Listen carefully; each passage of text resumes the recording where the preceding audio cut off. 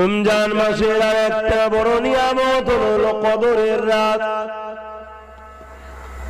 আল্লাহ পাক আমার নবী পাককে বলেছিলেন, এ আমার হাবিব, এই রমজান মাসে 30টা দিনের মধ্যে 30টা রোজার মধ্যে একটা রাত আছে কদরের রাত, যে রাত্রে আপনার উম্মত উম্মতি যদি আমি আল্লাহ আমাকে সিজদায় কাটায়, আমাকে রুকুতে কাটায়, আমার জন্য কিয়ামে দাঁড়িয়ে কাটায়, আমার জন্য কিরাতে জবানকে ভিজিয়ে রাখে, আমার তাসবিতে কাটায়, এক কথায় আমার দাসত্ব করে যদি কাটায়, আমি আল্লাহ ওই এক দিনের রাতের বিনিময়ে 1000 মাসের ইবাদতের নেকি দান করে দেব।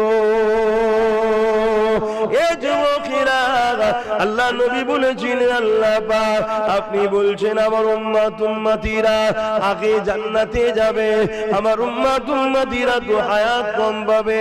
অন্য নবীর উম্মতেরা কেউ 500 বছর, কেউ 1000 বছর, কেউ 1500 বছর আরো বেশি বেঁচেছে। আমার উম্মত উম্মতিরা হায়াত তো কম পাবে।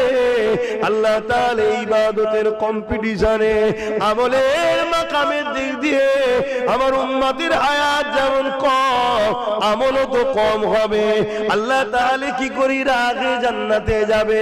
আমার আল্লাহ বলেছিলেন, হে আমার হাবিব, আপনি চিন্তা করবেন না, আমি আল্লাহ আপনাকে ভালোবাসি, আপনার খাতিরে আপনার উম্মত উম্মতিদিগকে এমন কিছু কিছু রাত আমি দেব, ওই রাতগুলো যদি আপনার উম্মত উম্মতিরা আমি আল্লাহ আমার জন্য কাটাতে পারে, রুকুতে সিজদাতে তাসবিহে কিরাতে, আমি আল্লাহ আমার ইবাদতে কোরআন তেলাওয়াতে, আমি আল্লাহ তাদেরকে বছর বছর বছর এমনকি লাইলাতুল কদরে 1000 মাসের নেকি দিয়ে দেব।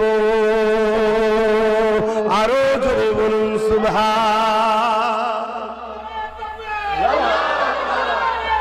আল্লাহ। কেউ যদি